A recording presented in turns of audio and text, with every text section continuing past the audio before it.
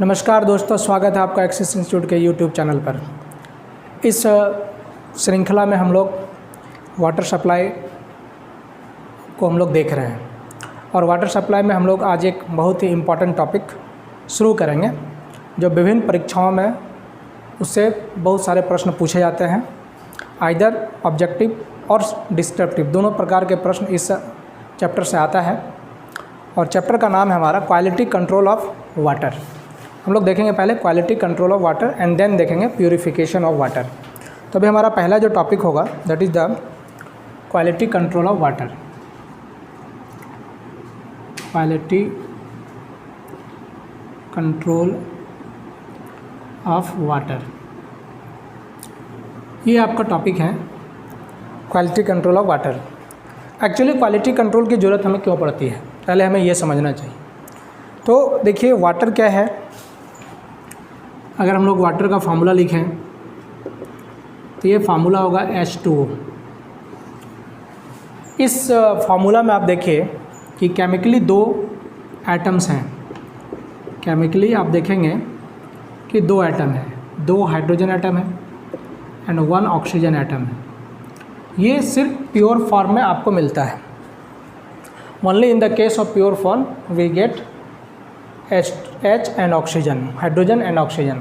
लेकिन आपका वाटर जब भी आपको जहाँ से भी आप लेते हैं, आइदर आपका सोर्स कुछ भी हो, ट्यूबवेल हो, वेल हो, फ्लोइंग वाटर सरफेस सोर्स हो या ग्राउंड वाटर, कुछ भी आपके पास सोर्स होगा, वाटर कभी भी इस प्योर फॉर्म में अवेलेबल नहीं होता है। वाटर कभी भी इस प्योर फॉर्म में अवेलेबल नहीं होता है। अब देखिए अगर कोई लैब में वाटर को बना रहा है, सपोज लैब में आप वाटर बना रहे हैं, हाइड्रोजन और ऑक्सीजन को कंबशन के बाद आप वाटर बनाते हैं, तो भी जब वाटर बनता है, जैसे ही फॉर्म होता है वाटर, फॉर्म होने के बाद जो गैसेस होगा ट्यूब के पास या ट्यूब के अंदर जो गैसेस होंगे या फिर आसपास सराउंडिंग में जो गैसेस होंगे, वो गैसेस तुरंत इसके साथ रिएक्शन कर जाएगा, यानी इसके साथ मिक्स हो जाएगा। इस प्रकार से कभी भी आप लैब में भी प्योर वाटर को जनरेट नहीं कर सकते। अगर वाटर हम लोग देखें क्लाउडिंग के केस में, तो वाटर वहाँ पर एक्चुअली वो प्योर फॉर्म में ज़रूर होता है, लेकिन जैसे ही वाटर वहाँ से नीचे की ओर बढ़ता है तो इन्वायरमेंट में या एटमॉस्फेयर में जो हमारा गैसेस है, उन सारे गैसेस से वाटर रिएक्ट कर लेता है या उसके साथ डिजॉल्व हो जाता है। इसलिए वाटर कभी भी प्योर फॉर्म में हम लोग अवेलेबल नहीं होता है और हम लोग प्राप्त भी नहीं कर सकते। या फिर आप देखिए सरफेस सोर्स है आपके पास, तो सरफेस सोर्स में क्या होगा कि वाटर मान लेते हैं ये एक रिवर है या लेक है या कोई भी ऐसा सरफेस सोर्स जहाँ पे वाटर आपको मिलता है।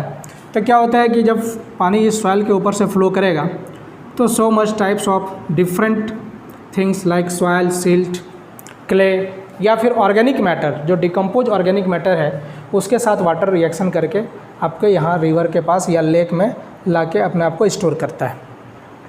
इसलिए हम लोगों को वाटर जो है प्योर फॉर्म में मिल नहीं सकता। अच्छा, अब इस वाटर में जो डिजॉल्व होने वाली चीज़ें होंगी, वो एक तो गैस होगा, गैस में ऑक्सीजन हो सकता है, कार्बन डाइऑक्साइड हो सकता है, H2S हो सकता है, डिपेंड करता है कि कैसा एटमॉस्फेयर है और क्या सिचुएशन है।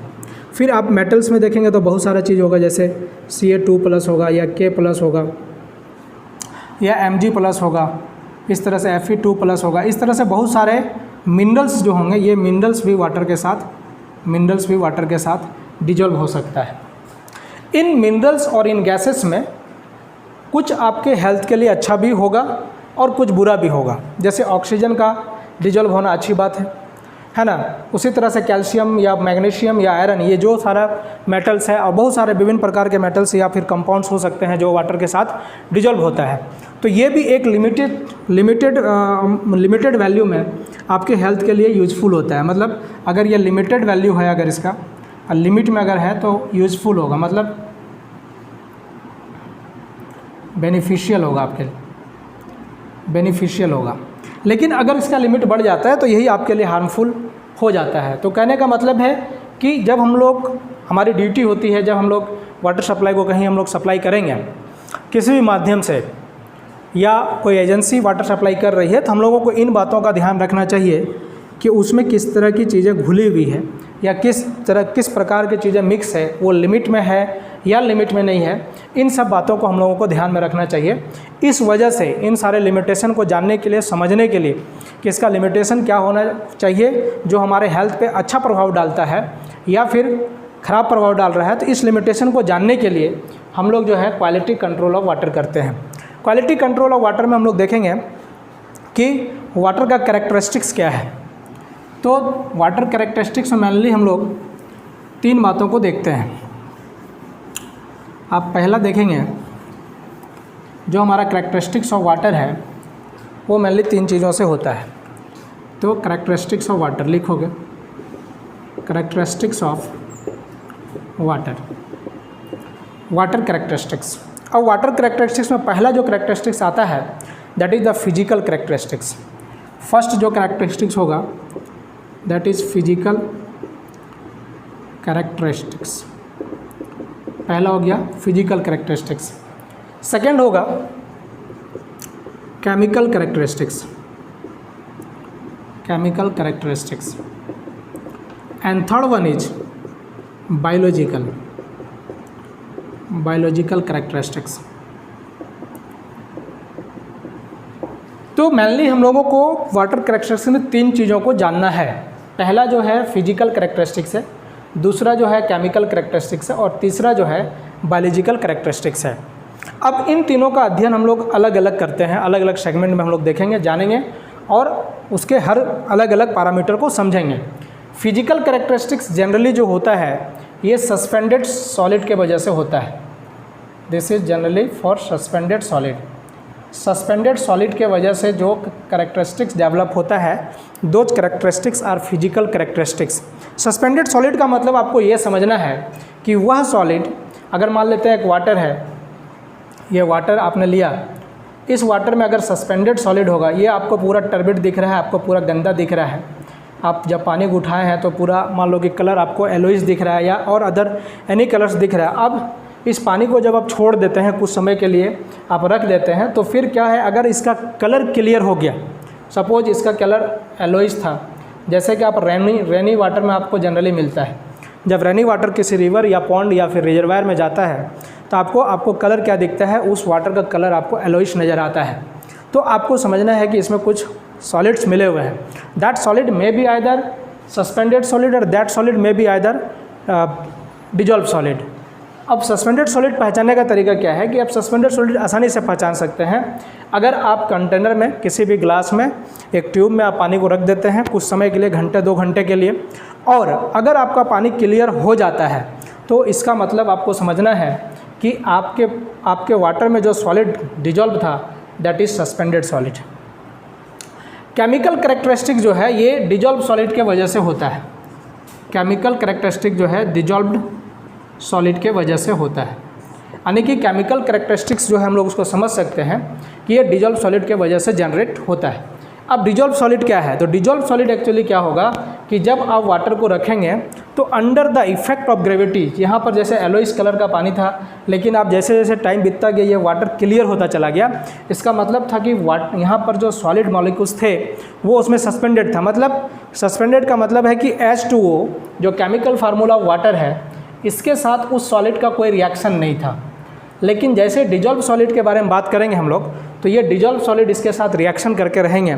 इस वजह से क्या होगा कि वो वाटर के साथ अटैच्ड है, तो आप जब उसको वाटर को आप बहुत देर तक के रखेंगे तो अंडर ग्रेविटी क्या होगा, ये जो डिजॉल्व सॉलिड होगा वह जो है मतलब सेटल नहीं करेगा, प्रिसिपिटेट नहीं करेगा। तो केमिकल कैरेक्टरिस्टिक जो भी वाटर का होगा, चाहे किसी भी तरह का होगा, that is due to dissolve solid. While physical characteristic जो होगा पानी का वो होगा आपका सस्पेंडेड सॉलिड की वजह से। अब देखिए बायोलॉजिकल कैरेक्टरिस्टिक्स ये जो बैक्टीरिया और वायरस की वजह से हो सकता है। जनरली यहाँ पर हम लोग पैथोजन बैक्टीरिया के बारे में बात करेंगे, अलग से हम लोग देखेंगे। ये बैक्टीरिया बहुत सारे डिफरेंट प्रकार के डिजीज़ का कारण हो सकता है। दैट में बी मलेरिया, हैज़ा और जॉन्डिस, एनी अदर थिंग्स। तो ये बहुत सारे चीज़ों का कारण बन सकता है बैक्टीरिया। तो हम लोग हर एक टॉपिक को अलग अलग करके समझेंगे और जानेंगे, और उस टॉपिक के अंदर आने वाले जो चीज़ें होंगी उनको भी हम लोग समझेंगे। अब देखिए फिजिकल कैरेक्टरिस्टिक्स क्या है। तो फिजिकल कैरेक्टरिस्टिक्स का मतलब आप यहाँ पर समझे। अब हम लोग चलते हैं, हम लोग नेक्स्ट देखते हैं फिजिकल कैरेक्टरिस्टिक्स। फिजिकल कैरेक्टरिस्टिक्स को हम लोग एक एक करके समझेंगे कि क्या है।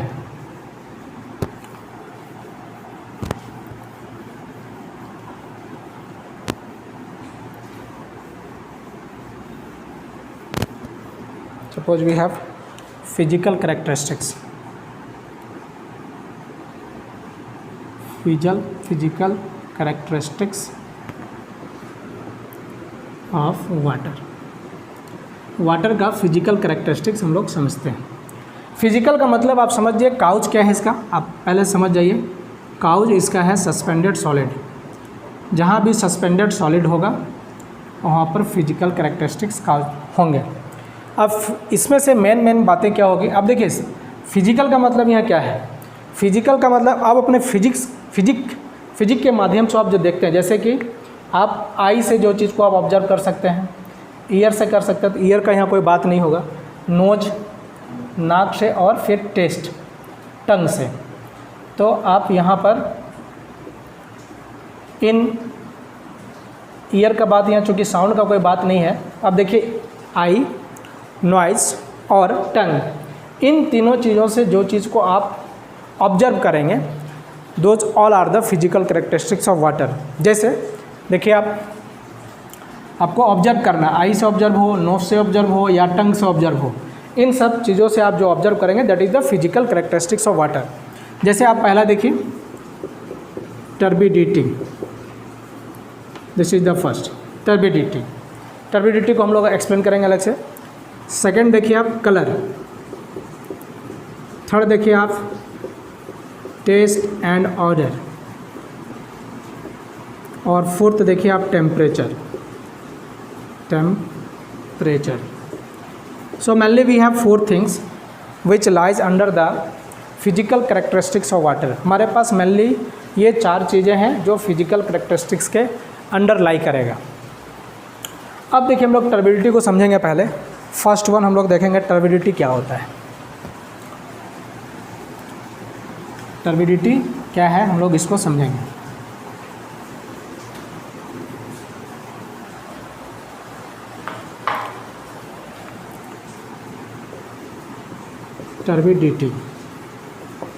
टर्बिडिटी क्या है, तो देखिए टर्बिडिटी एक्चुअली है क्या।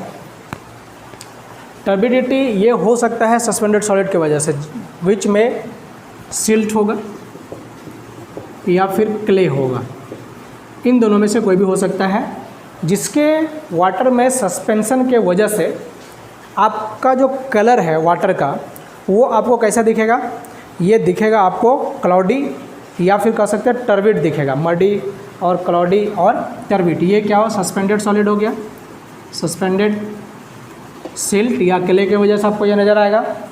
कलर वाटर का कैसा हो जाएगा, इस समय कलर हो जाएगा मडी, कीचड़ की तरह दिखेगा, या फिर क्लाउडी बोल सकते हैं आप, या इसी को हम लोग बोल रहे हैं टर्बिड।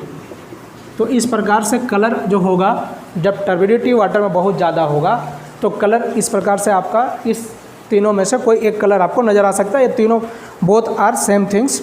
सो इनमें से जो भी कलर आपको नज़र आएगा आप समझिए कि आपका ये वाटर जो है वो टर्बिड वाटर है। अब देखिए यहाँ पर कि आखिर टर्बिडिटी हम लोग डिफाइन कैसे करते हैं, इसका यूनिट क्या होगा, how we can define the unit of turbidity. तो यूनिट को हम लोग समझेंगे।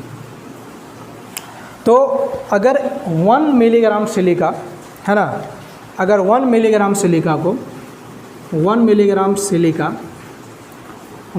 सिलिका को अगर आप 1 लीटर क्लियर वाटर या फिर बोल सकते हैं डिस्टिल्ड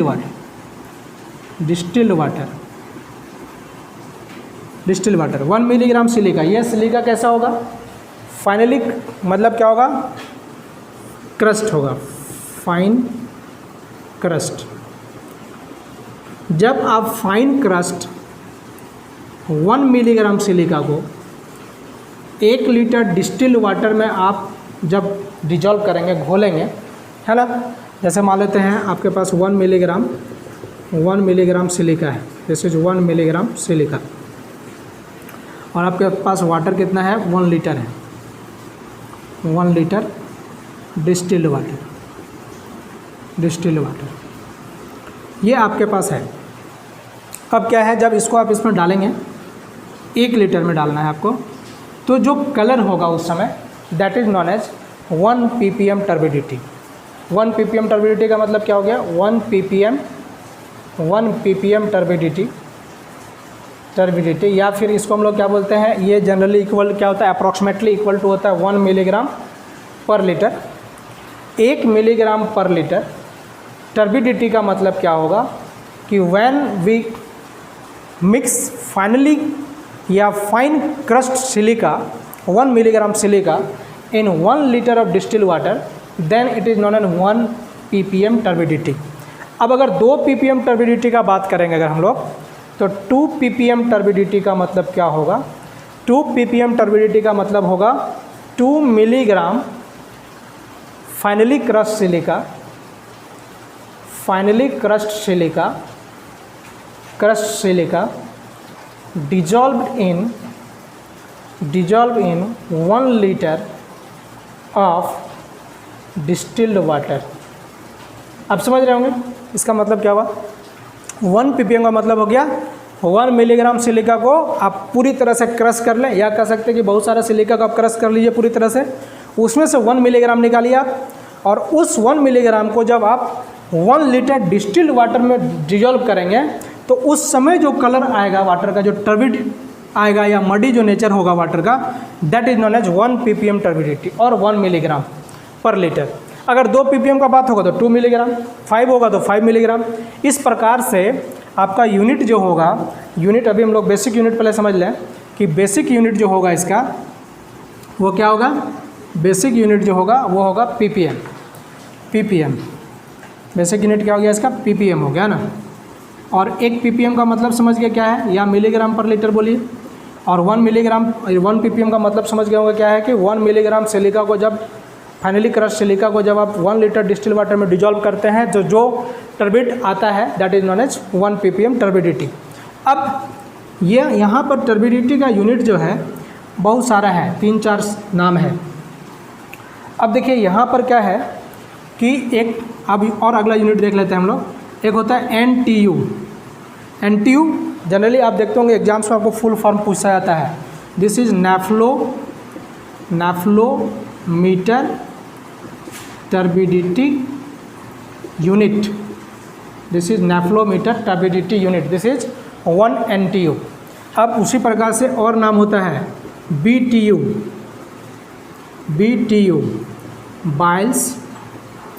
बाइल्स टर्बिडिटी यूनिट। और फिर नाम होता है JTU Jackson turbidity unit. NTU हो गया, JTU हो गया, BTU हो गया। एक और नाम जो है जो NTU ही नेफ्लोमीटर जो है, नेफ्लो जो था उन्होंने यूज किया था, दैट इज FTU। FTU का मतलब होता है फॉरेजन turbidity unit, फॉरेजन turbidity unit FTU। तो हमारे पास मेनली 4 यूनिट्स हैं। अब ये तो आदमी के नाम से पड़ा हुआ है, नेफ्लो, बाइल्स भी आदमी का नाम है, जैक्सन ट्यूब भी ये भी आदमी का नाम है। फॉरेजन जो है, फॉरेजन का नाम क्यों पड़ा वो हम लोग समझ लेते हैं कि एक्चुअली क्या है कि हम लोग क्या कर रहे थे कि 1 मिलीग्राम सिलिका को आप डिजॉल्व कर रहे थे, और 1 मिलीग्राम सिलिका को आप डिजॉल्व कर रहे थे 1 लीटर डिस्टिल्ड वाटर में। लेकिन FTU के केस में क्या है, फॉरेजन टर्बिडिटी यूनिट के केस में क्या है कि हम लोग 1 मिलीग्राम फॉरेजन को डिजॉल्व करते हैं। This is a chemical name, this is a chemical, ये केमिकल होता है। और 1 मिलीग्राम सिलिका के प्लेस पे, in the place of silica when we use formazin, then this is not ppm और milligram per litre, then it becomes FTU और NTU। Nephelometer use किया था इसलिए FTU और NTU। FTU का मतलब of formazin, formazin is a chemical used in place of silica. Okay, क्या है कि FTU एक केमिकल है जिसका यूज फॉरेजन एक केमिकल है जिसका यूज क्या हो रहा है, सिलिका के प्लेस पे हो रहा है, then this unit becomes FTU, formazin turbidity unit. So we have 4 types of units, और इंडिया में जो जनरली यूज होता है nephelometer turbidity unit used in India. India में हम लोग नेफ्लोमीटर टर्बिडिटी यूनिट का यूज करते हैं, NTU का यूज करते हैं।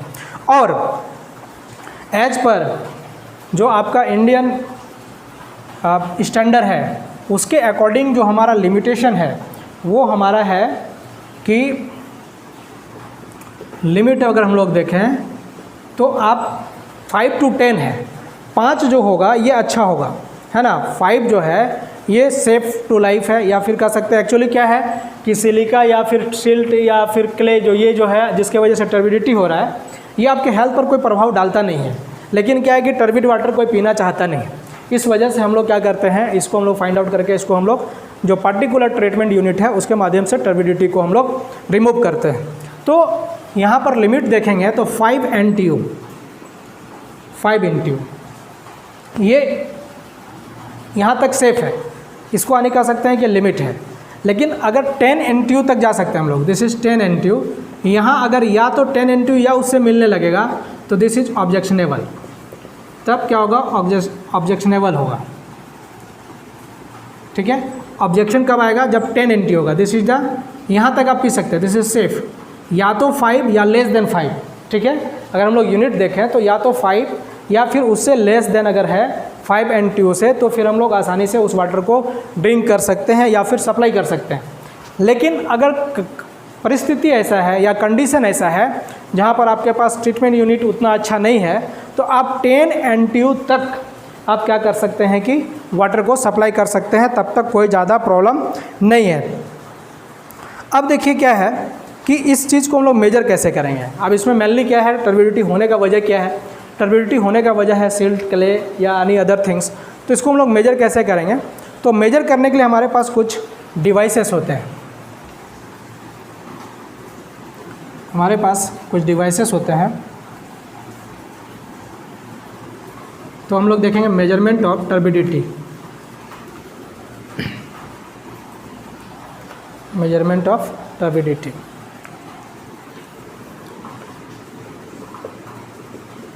Measurement of turbidity. तो पहला आपका है टर्बिड रड या टर्बिडिटी रड, इसको हम लोग पहला देखेंगे। पहला क्या है, टर्बिडिटी रड, टर्बिडिटी रड पहला हो गया। सेकंड जो है आपके पास है, सेकंड जो है जैक्सन ट्यूब या Jackson turbid meter, Jackson's turbid meter, this is second. Third is Baylis, Baylis turbid meter, and last one is nephelometer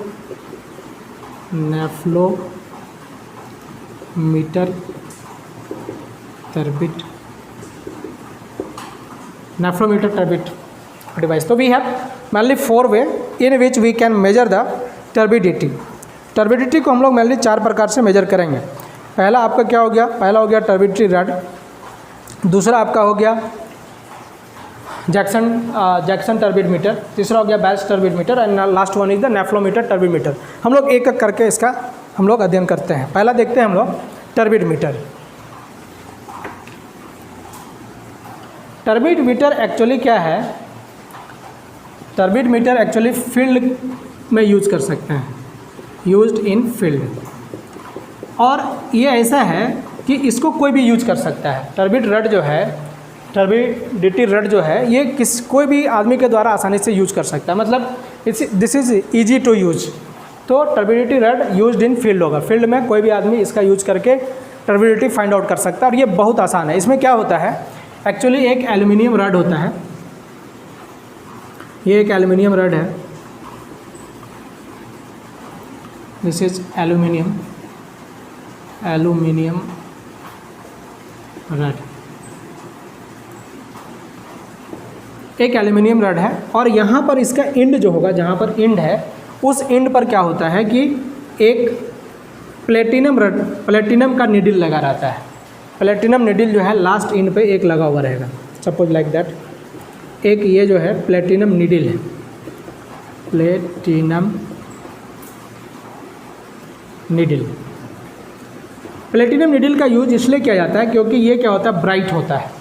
brightness के वजह से हम लोग प्लेटिनम निडिल का यहाँ पर यूज करते हैं। दिस इज ब्राइटनेस के वजह से ब्राइटनेस यूज फॉर ब्राइट। अब इसमें जो नंबरिंग रहेगा है ना, इसमें टर्बिडिटी जो है अलग अलग मेजर करके ऑलरेडी नंबर्ड किया हुआ रहता है। तो इसमें जो नंबरिंग होगा यहाँ पर सबसे मैक्सिमम टर्बिडिटी होगा, मैक्सिमम टर्बिडिटी। यानी कहने का मतलब सपोज कि ये रड जो है 100 ppm टर्बिडिटी को मेजर कर सकता है, then 100 will be placed at this. हम ऐसा एग्जांपल ले रहे हैं कि 100 ppm तक इस रड के माध्यम से अगर हम लोग मेजर कर सकते हैं तो 100 will be placed at the lowest point, just at the needle, platinum needle. और जैसे जैसे ऊपर जाएंगे ये घटता जाएगा। सपोज दिस इज 0, तो यहाँ पर 0 ppm है। यानी कहने का मतलब जो ग्रेजुएशन होगा इस एल्यूमिनियम रड पे, that graduation will be lower to higher, not lower, मतलब कि टॉप से क्या होगा, लोअर से हायर की तरफ जाएंगे। जनरली क्या होता है, जब आप टेप वेब यूज करते हैं तो आपका 0 इस इंड पे होता है, तो ये क्या होगा, यहाँ पर क्या होगा, ग्रेजुएशन जो होगा, graduation from higher to lower from bottom. Okay, bottom में क्या होगा, हायर होगा। तो इसका यूज आप कहाँ कर रहे हैं, फील्ड पे कर रहे हैं। ये बहुत आसानी से यूज होता है। इसमें क्या है, एक निडिल है। अब इसका यूज कैसे करेंगे, आखिर इससे हम लोग देखेंगे कैसे। तो हमारे पास एक ट्यूब है वाटर का, सपोज यहाँ पर एक कंटेनर है वाटर का, ये आपके पास वाटर है यहाँ। तो आप क्या करते हैं, इस रड को यहाँ पर इंजर्ट करते जाते हैं। सपोज रड यहाँ पर इंजर्ट हो गया, यहाँ पर आ गया है। यहाँ हमारे पास प्लेटिनम निडिल है, दिस इज प्लेटिनम निडिल। अब ये क्या हुआ कि रड को हम लोग यहाँ इंजर्ट करते जाएंगे। अब देखिए क्या है कि रड के इंजर्ट करते ही अगर ये निडिल नज़र नहीं, आपको टॉप से देखना है, रड के इंजर्ट करते ही अगर ये निडिल नज़र नहीं आता है तो इसका मतलब ये है कि टर्बिडिटी यहाँ पर जो लिखा हुआ है मैक्सिमम वो है या उससे ज़्यादा है। अगर 100 लिखा हुआ तो इट मे बी 100 और मोर देन 100। इसका मतलब हमारा टर्बिडिटी जैसे इंजर्ट किए ये दिखना बंद हो गया निडिल। इसका मतलब कि टर्बिडिटी जो वाटर का है वो 100 है या फिर 100 से ज़्यादा है। मान लेते हैं कि यहाँ पर आपको दिखना बंद हुआ, ये यहाँ तक आप इंजर्ट करते गए, यहाँ पर दिखना बंद हुआ। जैसे ही डिसअपियर होगा, यानी कि क्या करना है, rod should be inserted in water till platinum needle ceases to disappear या अपियर, है ना। जैसे ही डिसअपियर होगा तब आपको रोकना है। आप स्लोली इसको इंजर्ट करेंगे पानी में। जैसे ये डिसअपियर हो गया, आपको दिखना बंद हुआ, आप समझ जाइए कि वहाँ पर उसका टर्बिडिटी जो ग्रेजुएशन किया हुआ है। सपोज यहाँ पर अभी हम ये इंजर्ट करते जा रहे थे, इंजर्ट करने के बाद यहाँ पर जैसे आया ये डिसअपियर हो गया, यहाँ पर सपोज लिखा हुआ है 25 ppm। तो इसका मतलब क्या है कि this is the turbidity of water. और अगर लास्ट तक आपने इंजर्ट कर दिया और ये नज़र आते रहा, इसका मतलब समझना है कि वाटर इज़ वेरी क्लियर, मतलब कि turbidity is 0। That means there is no any types of suspended solid like silt, clay और any other things, organic materials. तो इस प्रकार से हम लोग टर्बिडिटी मीटर का यूज क्या करते हैं, हम लोग टर्बिडिटी मीटर का यूज हम लोग कर सकते हैं फील्ड में, आसानी से कर सकते हैं, कोई भी कर सकता है, इसलिए कोई प्रॉब्लम नहीं है। अब हम लोग नेक्स्ट देखते हैं, सेकंड जो है हम लोग देते हैं जैक्सन टर्बिडिटी मीटर। क्या इसमें लेंथ नहीं डिस्क्राइब नहीं रहता है।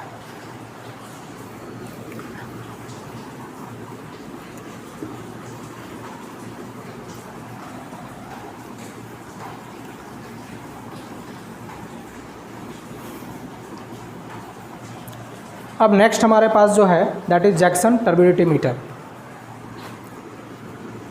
जैक्सन्स टर्बिडिटी मीटर या turbid meter. Next is Jackson turbid metre.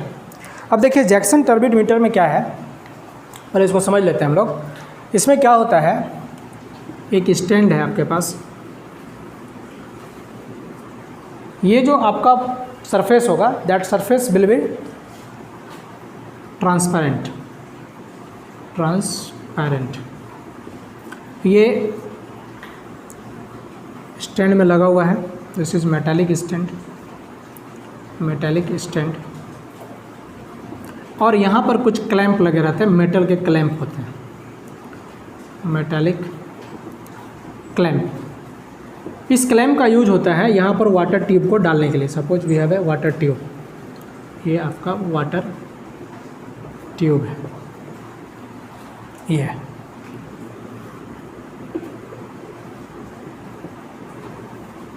ये टर्बिड मीटर का स्ट्रक्चर है। इस तरह से टर्बिड मीटर हम लोग यूज करते हैं। इसमें क्या होता है, हम लोग करते क्या, सबसे पहले टर्बिड मीटर का बारे में समझ लेते हैं।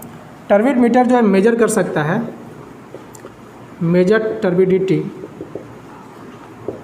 फ्रॉम, जैक्सन टर्बिड मीटर जो है टर्बिडिटी मेजर करेगा 25 ppm, या फिर ये क्या लिखता है JTU भी लिख सकता है, क्योंकि जैक्सन है इसलिए ही use unit JTU, Jackson turbidity unit, to 1000 ppm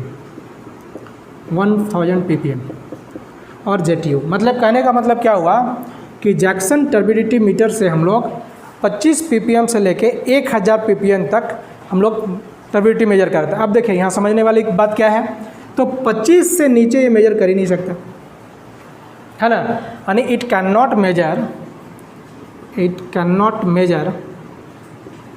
major turbidity less than 25 ppm। क्या, तो टर्बिडिटी, जैक्सन टर्बिडिटी मीटर जो है ये 25 ppm से नीचे अगर टर्बिडिटी है तो we can not measure from this instrument. अच्छा, ये लैब में यूज होने वाला इंस्ट्रूमेंट है, यानी कि यूज्ड इन लैब, फील्ड पे नहीं करते, यूज्ड इन लेबोरेटरी, लैब। अब जनरली जो हमारा वाटर सप्लाई होता है और जो हमारा सोर्स होता है, हमारा सोर्स जनरली क्या होता है, रिवर होता है या कोई रिजर्वायर होता है, या फिर कभी कभी ग्राउंड वाटर भी होता है। तो आपको जो जनरली जो रिजर्वायर है कुछ टाइम्स को छोड़ के, मीन समटाइम्स लाइक कि रेनी सीजन है तो उस समय क्या होता है, फ्लोइंग वाटर ज़्यादा होता है, सरफेस वाटर बहुत ज़्यादा मिक्स होता है जाके रिजर्वायर या फिर रिवर में, तो उस समय टर्बिडिटी आपका हो सकता है कि 25 ppm से ज़्यादा हो। बट इन जनरल, या फिर कोई इंडस्ट्रियल वेस्ट बहुत ज़्यादा अगर मिलाया नहीं जा रहा होगा तो हमारा टर्बिडिटी जो है इन जनरल 25 ppm से कम होता है। मीन्स कहने का मतलब है कि Jackson turbidity meter can not be used to measure the turbidity in water supply scheme. तो इसका यूज हम लोग वाटर सप्लाई स्कीम में नहीं कर सकते, not used in water supply scheme. ठीक है, वाटर सप्लाई स्कीम में हम लोग इसका यूज़ नहीं कर सकते। बिकॉज क्यों नहीं कर सकते, इसलिए नहीं कर सकते क्योंकि जो आपका टर्बिडिटी होता है सोर्स ऑफ वाटर का वो हमेशा 25 ppm से जनरली कम होता है। सम टाइम्स को छोड़ के, कुछ समय छोड़ के, तब कुछ समय के लिए हम लोग जैक्सन टर्बिडिटी मीटर तो अलग से लगाएंगे नहीं, क्योंकि आप इसमें मेजर 25 ppm के नीचे नहीं कर सकते। ठीक है, अब इसमें करते क्या है, आखिर इसमें मेजरमेंट होता कैसे है, तो हम लोग ऐसा समझते हैं कि इसमें मेजरमेंट कैसे होता है। इसमें एक ट्यूब है, ये उसका जैक्सन के स्टैंडर्ड के अकॉर्डिंग बना हुआ है, so this is known as standard tube. ठीक है, एक स्टैंडर्ड ट्यूब होता है और एक स्टैंडर्ड कैंडल भी होता है जो जैक्सन इंस्ट्रूमेंट के साथ ही आपको प्रोवाइड किया जाता है। आप अलग से कोई कैंडल लगा के यूज नहीं कर सकते इसका, एक स्टैंडर्ड कैंडल होता है। हम लोग क्या करते हैं कि यहाँ पर कैंडल को जलाते हैं। सपोज कैंडल यहाँ पे हमारा है, ये आपका स्टैंडर्ड कैंडल है, standard candle, we have a standard candle. Okay, अब ये स्टैंडर्ड कैंडल को हम लोग जला देते हैं। फिर इस ट्यूब को यहाँ रखे हुए हम लोग अब क्या करते हैं, इस ट्यूब में हम लोग वाटर डालते जाते हैं। ठीक है, पानी डालते जाते हैं और ऊपर से ही हमको देखना है, जैसे ये ट्यूब है तो हम लोग को ऊपर से ही हमेशा देखते रहना है कि कैंडल का फ्लेम हमको नज़र आ रहा है कि नहीं। अगर ये कैंडल का फ्लेम नज़र आ रहा है तो हम लोग को पानी को डालते रहना है। ठीक है, पानी जैसे जैसे डालते जाएंगे, जहाँ पर ये कैंडल जो है आपका मतलब कहने का मतलब जहाँ पर ये फ्लेम आपको दिखना बंद हो जाता है। जैसे सपोज आप यहाँ पर वाटर डाल रहे हो, इतना वाटर डालें, ये आपको दिख रहा है, ठीक है, फिर आप वाटर डालते गए, दिख रहा है, इस तरह से आपको दिख रहा है, ठीक है ना। आप पानी डालते जा रहे हैं, आपको दिखता जाएगा। अब मान लो कि यहाँ दिखना बंद हो गया, ठीक है, जहाँ दिखना बंद होगा वहाँ पर आपको वाटर डालना बंद करना है और फिर हम लोग वहाँ से टर्बिडिटी फाइंड आउट कर सकते हैं। अब देखिए टर्बिडिटी आप 25 ppm या 25 JTU से आप नीचे इसमें फाइंड आउट कर नहीं सकते। तो यहाँ पर आप कैसे इस मान लेते हैं ये ग्रेजुएटेड ट्यूब है, इसमें आपको लेंथ सिर्फ पता चलेगा, आपका यहाँ पर कोई ऐसा यूनिट नहीं रहेगा जिससे आप ये फाइंड आउट कर सकते हैं कि कितना ppm हो गया।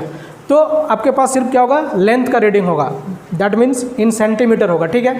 तो 25 JTU के लिए 425 JTU 25 JTU के लिए ये जो लेंथ होगा यहाँ पर कॉलम में water length, that is 72.9 centimetre, 72.9 centimetre. 25 JTU के लिए आपका जो लेंथ होता है वो 75.9 सेंटीमीटर होता है।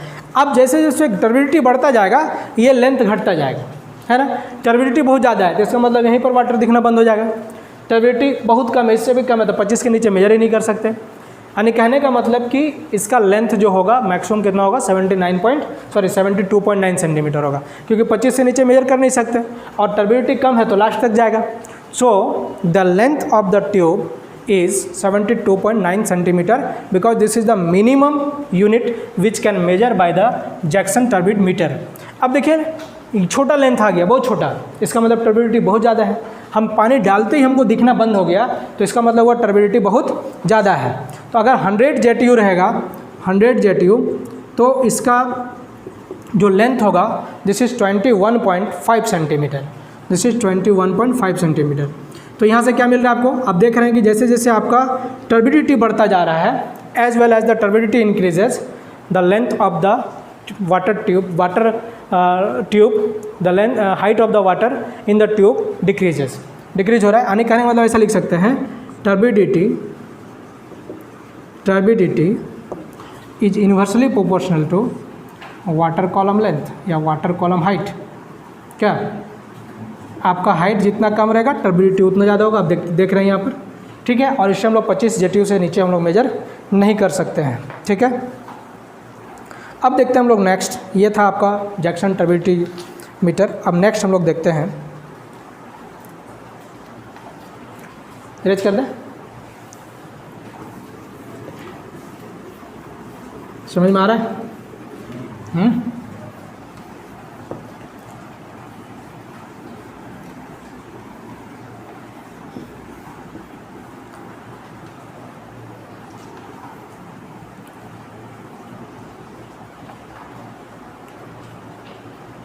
अब हम लोग देखते हैं next Baylis turbid meter. Baylis turbid meter से आप जो है ना किसी भी यूनिट का आप जो है मेजरमेंट ले सकते हैं, मतलब 0 से लेके कहीं तक का भी आप मेजरमेंट ले सकते हैं, मतलब इसका कोई लिमिटेशन ऐसा नहीं है ना। अब यहाँ से मिनिमम अगर इसका बात करें हम लोग तो मिनिमम 0 ppm, ठीक है ना। मिनिमम क्या होगा, 0 ppm होगा, मतलब यहाँ पर कोई प्रॉब्लम नहीं है, आप कितना भी यहाँ से मेजरमेंट ले सकते हैं, है ना। लेकिन जनरली हम लोग यूज क्या करते हैं, इसको 0 to 10 ppm के लिए यूज करते हैं जनरली। यानी कि स्मॉल, इसका यूज क्या है, स्मॉल टर्बिडिटी मेजर करने के लिए यूज कर सकते हैं ना, used for small turbidity, generally used for 0 to 10 ppm, ठीक है।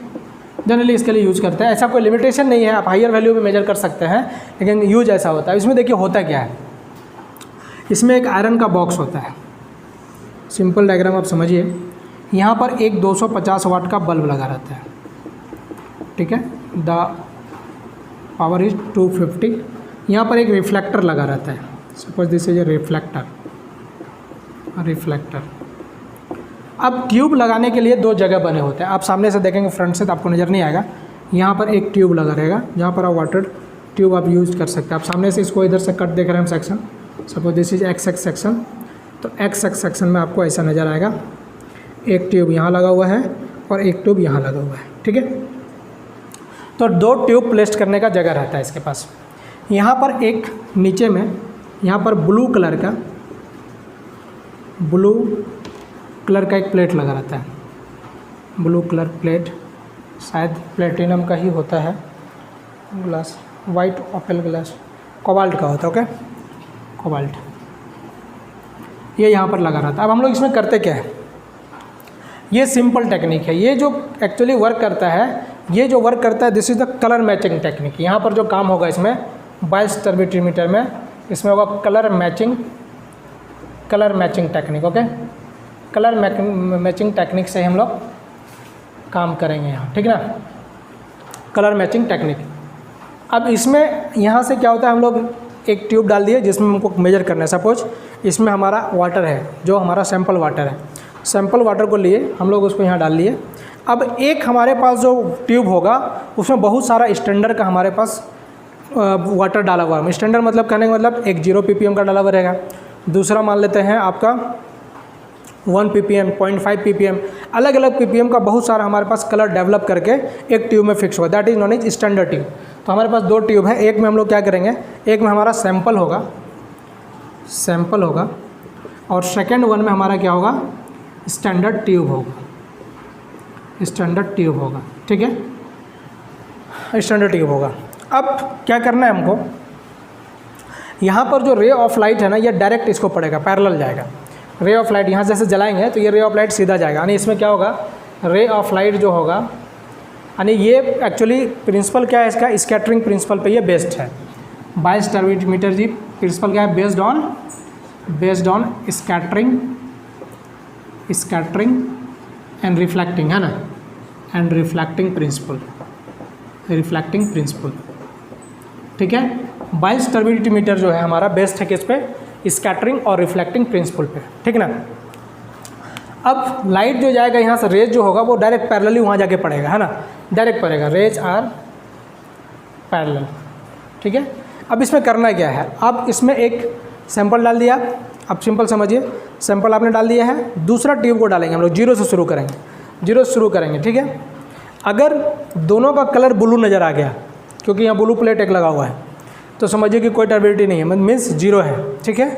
दूसरा आप क्या कर सकते हैं कि अगर आपका कलर अलग नज़र आया, है ना, दोनों में कलर अलग नहीं, ऊपर से आपको विजिट देखना है, ऊपर से आपको देखना है इस प्रकार से, कलर दोनों का अलग अलग नज़र आया, इसका मतलब है कि टर्बिडिटी वाटर का वह नहीं है जिस स्टैंडर्ड का ट्यूब हमने वहाँ पर डाला है। तो हम लोग क्या करेंगे, ये सैंपल को रहने देंगे, इसको हटाएंगे, इसको हटा के दूसरा ट्यूब को डालेंगे अलग, उससे नेक्स्ट हायर लेवल का, इस प्रकार से। या फिर कलर आप थोड़ा अंदाज लगा के भी डाल सकते हैं। फिर हम लोग तब तक इस स्टैंडर्ड ट्यूब को चेंज करते रहेंगे जब तक कि दोनों का कलर सेम नहीं हो जाएगा। जिस पार्टिकुलर कलर में दोनों सेम हो जाएगा, उस कलर के लिए आपके पास चार्ट होता है, उस चार्ट से आप देख सकते हैं कि इसका टर्बिडिटी कितना ppm है या फिर कितना BTU है, ठीक है ना। इस प्रकार से हम लोग बाइल्स टर्बिडिटी मीटर का यूज करते हैं। नेफ्लोमीटर टर्बिडिटी मीटर जो है वो इसी पे बेस्ड है, बस वो एक नया टेक्निक है। नेफ्लोमीटर में क्या होता है,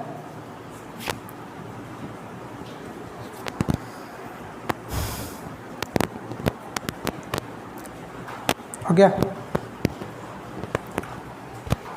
देखिए नेफ्लोमीटर में क्या है, नेफ्लोमीटर भी जो है वो भी बेस्ड है स्कैटरिंग प्रिंसिपल पे, इसी का एडवांस फॉर्म है। मतलब बाइल्स जो है ये बड़ा हो जा रहा था, इसलिए नेफ्लोमीटर जो एक छोटा यूनिट बनाया और अभी वो एकदम आप हाथ में लेके चल सकते हैं, आपको कोई प्रॉब्लम नहीं होगा। तो नेफ्लोमीटर जो है ये भी बेस्ड है किस पे, नेफ्लोमीटर जो होगा ये भी बेस्ड है आपका स्कैटरिंग एंड रिफ्लेक्टिंग प्रिंसिपल। और यहाँ भी टेक्निक यूज क्या होगा, कलर मैचिंग टेक्निक, है ना। यहाँ पर भी हम लोग कौन सा मैचिंग करेंगे, कलर मैचिंग टेक्निक। अब यहाँ पर क्या है ना, आपको बार बार ट्यूब चेंज नहीं करना पड़ता है। इसमें एक बना रहता है, उसके अंदर कलर डाला रहता है, अलग अलग ट्यूब नहीं रहता, उसमें कलर ही लगा हुआ रहता है। आप ट्यूब को डालते हैं, सपोज यहाँ ट्यूब डालें और यहाँ पर क्या होगा, बहुत सारा इस तरह से एक कलर का मान लेते हैं, इस तरह से बना हुआ है, ठीक है, 0 to 10 ppm तक मान लेते हैं हम लोग बना हुआ है। अब क्या करेंगे हम लोग, यहाँ देखेंगे और इसको घुमाते रहेंगे। यहाँ पर आपके पास मान लो सीन करने के लिए ग्लास लगा हुआ है, आप देख रहे हैं। अब क्या हो रहा है कि ये लाइट इसके लाइट से 90 डिग्री पर है, मतलब यहाँ पैरेलल था, तो यहाँ रे आर परपेंडिकुलर होगा, परपेंडिकुलर टू सैंपल, ठीक है, सैंपल के परपेंडिकुलर होगा, अंतर इतना है। प्रिंसिपल क्या है, सेम है। प्रिंसिपल क्या है, स्कैटरिंग एंड रिफ्लेक्टिंग प्रिंसिपल क्या है, कलर मैचिंग टेक्निक। उसमें रे पैरेलल जा रहा था, इसमें रे क्या है, परपेंडिकुलर है। अब इसमें क्या करते हैं हम लोग, यहाँ पर सैंपल लगा दिए और इसको घुमाना, अभी जो सबसे ईजीएस्ट सबसे लेटेस्ट जो है, अब इसको आप रिवॉल्व करते रहते हैं। अब इसको जैसे रिवॉल्व करते जाएंगे आप, तो आपको क्या होगा कि जहाँ पर कलर दोनों का मैच करेगा, ये भी आपको नज़र आएगा, ये भी नज़र आएगा, जहाँ कलर मैच करेगा वहाँ पे स्टॉप करेंगे और वहाँ पर आपको रीडिंग ऊपर दिख जाएगा कि कितना ppm आपका टर्बिडिटी है। इस प्रकार से नेफ्लोमीटर टर्बिडिटी यूनिट के माध्यम से हम लोग आसानी से किसी भी वाटर सैंपल का टर्बिडिटी को फाइंड आउट कर सकते हैं। तो इस प्रकार से आपने देखा कि पहला फिजिकल जो कैरेक्टरिस्टिक था वाटर का, दैट इज़ टर्बिडिटी, और टर्बिडिटी को हम लोग आसानी से समझे, टर्बिडिटी क्या होता है समझे, यूनिट क्या होता है वो समझे हम लोग। इस प्रकार से हम लोग टर्बिडिटी को आसानी से समझ लिए हैं। अब देखिए यहाँ कि हम लोग क्या करते हैं, नेक्स्ट हम लोग देखेंगे, हम लोग के पास होगा कलर। नेक्स्ट हमारा क्या होगा, कलर होगा।